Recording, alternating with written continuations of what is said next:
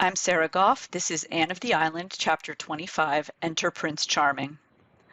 I'm contrasting the claim of indoors and out, said Anne, looking from the window of Patty's Place to the distant pines of the park. I've an afternoon to spend in doing sweet nothing, Aunt Jimsy. Shall I spend it here where there's a cozy fire, a plateful of delicious russets, 3 purring and harmonious cats, and 2 impeccable china dogs with green noses? Or shall I go to the park where there's the lure of gray woods and of gray water lapping on the harbor rocks? If I was as young as you, I'd decide in favor of the park, said Aunt Jamesina, tickling Joseph's yellow ear with a knitting needle. I thought that you claimed to be as young as any of us, Auntie, teased Anne. Yes, in my soul, but I'll admit my legs aren't as young as yours. You go and get some fresh air, Anne. You look pale lately. I think I'll go to the park, said Anne restlessly. I don't feel like tame domestic joys today. I want to feel alone and free and wild. The park will be empty, for everyone will be at the football match. Why didn't you go to it? Nobody axed me, sir, she said. At least nobody but that horrid little Dan Ranger. I wouldn't go anywhere with him, but rather than hurt his poor little tender feelings, I said I wasn't going to the game at all. I don't mind. I'm not in the mood for football today somehow. You go and get some fresh air, repeated Aunt Jamesina, but take your umbrella, for I believe it's going to rain. I've rheumatism in my leg. Only old people should have rheumatism, Auntie. Anybody is liable to have rheumatism in her legs, Anne. It's only old people who should have rheumatism in their souls, though. Thank goodness I never have. When you get rheumatism in your soul, you might as well go and pick out your coffin. It was November, the month of crimson sunsets, parting birds, deep, sad hymns of the sea, passionate wind songs in the pines. Anne roamed through the pineland alleys in the park, and as she said, let that great sweeping wind blow the fogs out of her soul. Anne was not wont to be troubled with soul fog, but somehow, since her return to Redmond for this 3rd year, life had not mirrored her spirit back to her with its old, perfect, sparkling clearness. Outwardly, existence at Patty's Place was the same pleasant round of work and study and recreation that it had always been. On Friday evenings, the big, fire-lighted living room was crowded by callers and echoed to endless jest and laughter, while Aunt Jamesina smiled beamingly on them all.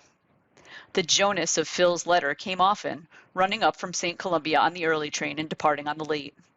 He was a general favorite at Patty's Place, though Aunt Jamesina shook her head and opined that divinity students were not what they used to be.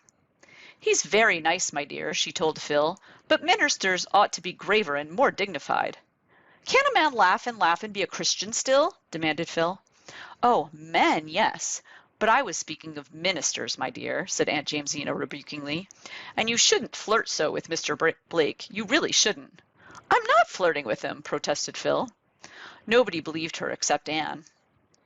The others thought she was amusing herself as usual, and told her roundly that she was behaving very badly.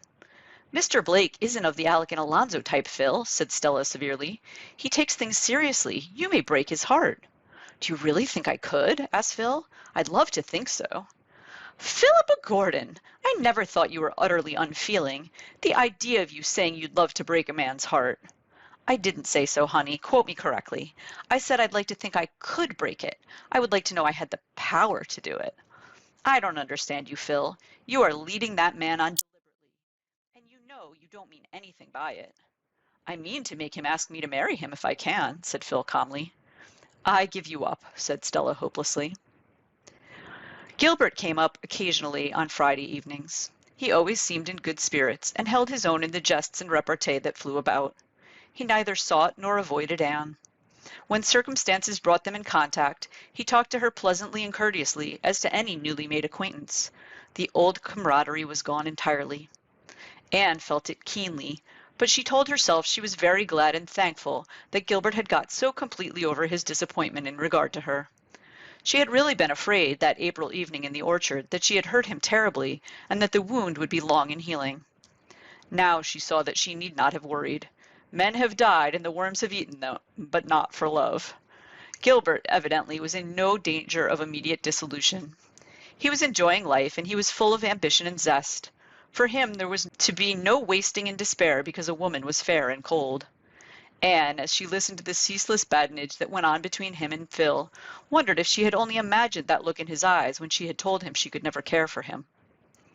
There were not lacking those who would have gladly stepped into Gilbert's vacant place, but Anne snubbed them without fear and without reproach. If the real Prince Charming was never to come, she would have none of a substitute. So she sternly told herself that gray day in the windy park. Suddenly, the rain of Aunt Jamesina's prophecy came with a swish and rush.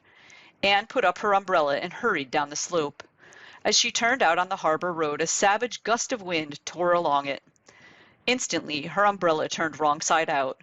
Anne clutched at it in despair, and then there came a voice close to her. "Pardon me, may I offer you the shelter of my umbrella?" Anne looked up. Tall and handsome and distinguished looking, dark, melancholy, inscrutable eyes, melting, musical, sympathetic voice. Yes, the very hero of her dreams stood before her in the flesh. He could not have more closely resembled her ideal if he had been made to order. "Thank you," she said confusedly. "We'd better hurry over to that little pavilion on the point," suggested the unknown. "We can wait there until this shower is over. It is not likely to rain so heavily very long." The words were very commonplace, but oh, the tone, and the smile which accompanied them! Anne felt her heart beating strangely. Together they scurried to the pavilion and sat breathlessly down under its friendly roof. Anne laughingly held up her false umbrella. "It is when my umbrella turns inside out that I am convinced of the total depravity of inanimate things," she said gaily. The raindrops sparkled on her shining hair. Its loosened rings curled around her neck and forehead. Her cheeks were flushed, her eyes big and starry. Her companion looked down at her admiringly. She felt herself blushing under his gaze. Who could he be? Why, there was a bit of the Redmond white and scarlet pinned to his coat lapel.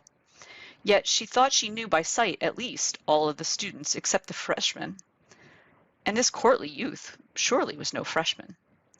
"We are schoolmates, I see," he said, smiling at Anne's colors. "That ought to be sufficient introduction. My name is Royal Gardner, and you are the Miss Shirley who read the Tennyson paper at the Philomathic the other evening, aren't you?" "Yes, but I cannot place you at all," said Anne frankly. "Please, where do you belong?" "I feel as if I didn't belong anywhere yet. I put in my freshman and sophomore years at Redmond 2 years ago. I've been in Europe ever since. Now I've come back to finish my arts course." "This is my junior year too," said Anne. "So we are classmates as well as college mates. I am reconciled to the loss of the years that the locust has eaten," said her companion, with a world of meaning in those wonderful eyes of his. The rain came steadily down for the best part of an hour, but the time seemed really very short. When the clouds parted and a burst of pale November sunshine fell athwart the harbor and the pines, Anne and her companion walked home together. By the time they had reached the gate of Patty's Place, he had asked permission to call and had received it. Anne went in with cheeks of flame and her heart beating to her fingertips. Rusty, who climbed into her lap and tried to kiss her, found a very absent welcome. Anne, with her soul full of romantic thrills, had no attention to spare just then for a crop-eared pussycat. That evening a parcel was left at Patty's Place for Miss Shirley. It was a box containing a dozen magnificent roses. Phil pounced impertinently on the card that fell from it, read the name and the poetical quotation written on the back. "Royal Gardner!" she exclaimed. "Why, Anne, I didn't know you were acquainted with Roy Gardner." "I met him in the park this afternoon in the rain," explained Anne hurriedly. "My umbrella turned inside out and he came to my rescue with his." "Oh?" Phil peered curiously at Anne. "And is that exceedingly commonplace incident any reason why he should send us long-stem roses by the dozen with a very sentimental rhyme? Or why we should blush divinest rosy red when we look at his card? Anne, thy face betrayeth thee." "Don't talk nonsense, Phil. Do you know Mr. Gardner?" "I've met his 2 sisters and I know of him. So does everybody worthwhile in Kingsport. The Gardners are among the richest, bluest of blue noses. Roy is adorably handsome and clever. 2 years ago his mother's health failed and he had to leave college and go abroad with her. His father is dead. He must have been greatly disappointed to have to give up his class, but they say he was perfectly sweet about it. Fee, fi, fo, fum, Anne, I smell romance. Almost do I envy you, but not quite. After all, Roy Gardner isn't Jonas." "You goose," said Anne loftily. But she lay long awake that night, nor did she wish for sleep. Her waking fancies were more alluring than any vision of dreamland. Had the real prince come at last? Recalling those glorious dark eyes which had gazed so deeply into her own, Anne was very strongly inclined to think he had.